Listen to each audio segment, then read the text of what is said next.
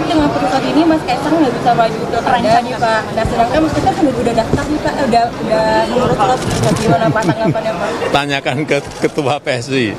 Informasi pertama datang dari Ketua Umum Partai Solidaritas Indonesia atau PSI, Kaisang Pangarep, yang batal maju sebagai calon wakil gubernur Jawa Tengah pada Pilkada 2024. Presiden Jokowi pun hanya merespons singkat batalnya sang putra bungsu mendampingi Ahmad Lutfi. Jokowi hanya tertawa pendek.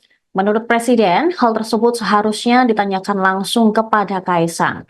Presiden Jokowi pun menyebut pemerintah akan mengikuti putusan Mahkamah Konstitusi terkait syarat pencalonan pilkada. Putusan MK yang dimaksud yakni ambang batas pencalonan di pilkada oleh parpol dari yang sebelumnya 20% kursi DPRD atau 25% suara sah menjadi disesuaikan dengan jumlah penduduk. Partai-partai yang tidak memiliki kursi di parlemen bisa mencalonkan kepala daerah asalkan memenuhi presentase dalam rentang 6,5% hingga 10% yang disesuaikan dengan jumlah daftar pemilih tetap di masing-masing wilayah.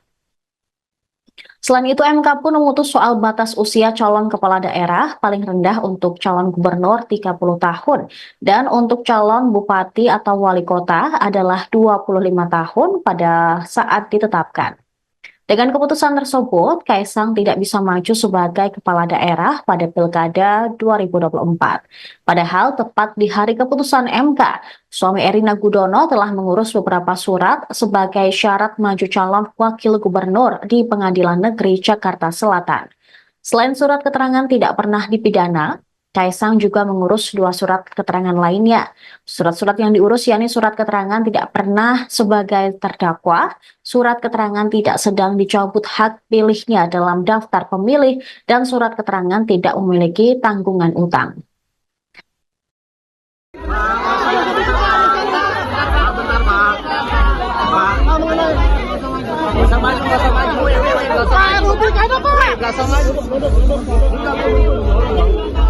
Dorong gua ini, Bang,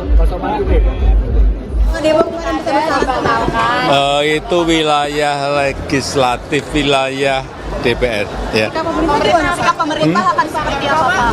Pemerintah akan mengikuti putusan MK berarti? Iya. Pak, tapi dengan putusan ini Mas Kaisang nggak bisa maju pilkada nih Pak. Nah sedangkan Mas Kaisang udah daftar nih Pak, udah mengurus terus. Bagaimana Pak tanggapannya Pak? Tanyakan ke Ketua PSI. Pak, Ya. ada rencana perpu nggak, Pak? Ada rencana perpu nggak Pak? Karena kemarin isunya kuat sekali Pak. Nggak ada.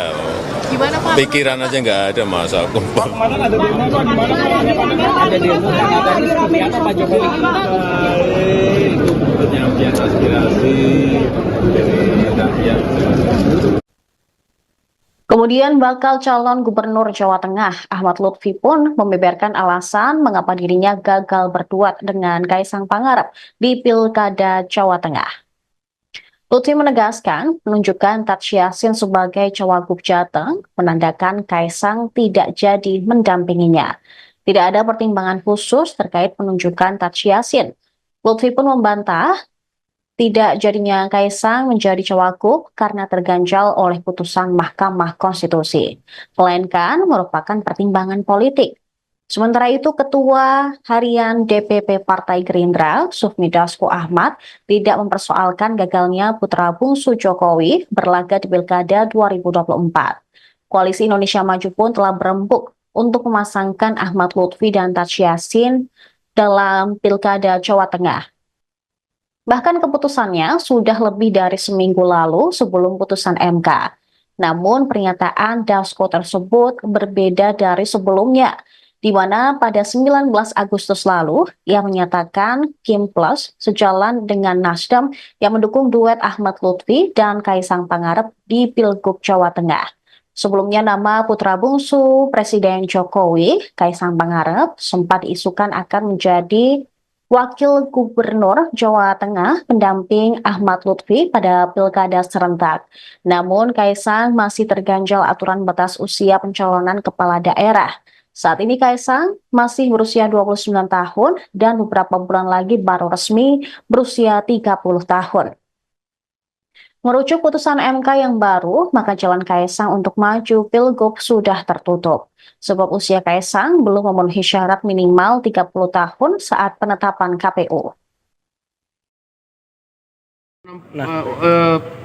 Itu hasil JR 70 kan? Iya 70 benar. Berarti untuk pencalonan Mas Kaisang sendiri itu gimana Bang? Di dalam KIM sendiri pembahasan gimana Bang? Kan ada rencana untuk mendorong Mas Kaisang di Pilkada Jawa Tengah, itu gimana di dalam KIM? Jadi memang sebelum, ini jujur ya, sebelum ada keputusan JR MK, kita sudah berembuk untuk kemudian memang akan memasangkan di Jawa Tengah itu Pak Lutfi dengan Mas Kaisang. Gus Yassin. Oh, Gus Yassin. Oke. Berarti Mas Kaisang nggak masuk dalam putusannya? Ya, itu kan ada aspirasi dari beberapa usulan, gitu. Tapi keputusannya bukan karena ini, putusannya karena memang sudah dari mungkin seminggu lebih yang lalu, itu kemudian kita putuskan Pak Lutfi dengan Pak Yassin. Nah, sehingga ya pada saat ini kan Mas Kaisang memang sedang tidak berada di Indonesia karena memang ya dia nggak ikut daftar kan gitu. Berarti intinya Ya. sebelum putusan MK tanggal 20 itu memang sudah bukan Mas Kaisang lagi gitu ya? Iya, memang itu kan memang apa namanya ada aspirasi waktu itu, tapi sudah diputuskan begitu. Oke. Dukungan Partai Demokrat untuk pasangan calon kepala daerah di Pilgub Jawa Tengah 2024 belum final.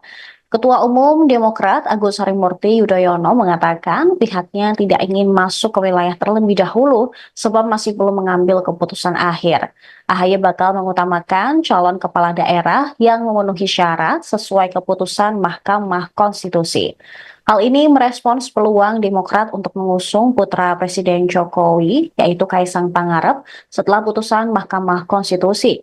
Sebab dalam putusan MK nomor 60 menyatakan usia pencalonan seorang kepala daerah minimal 30 tahun, terhitung pada saat ditetapkan oleh KPU, bukan saat dilantik.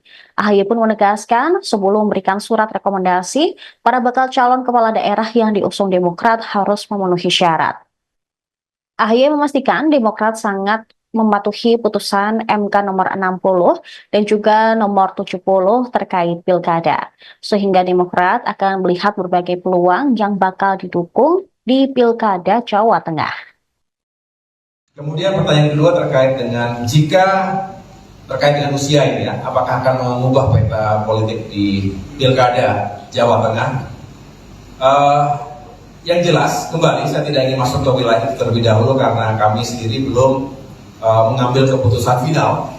Tetapi yang jelas, ya kami kedepankan terlebih dahulu persyaratan yang harus bisa dipenuhi oleh para kandidat. Dan kembali karena kami tadi sudah menyampaikan, kita akan menghormati dan menjalankan apa yang menjadi keputusan Mahkamah Konstitusi terkait pilkada tahun ini, maka itu yang pertama-tama harus kita penuhi bersama. Baru setelah itu kita lihat lagi opsi dan peluangnya seperti apa. Terima kasih. Baik, cukup ya,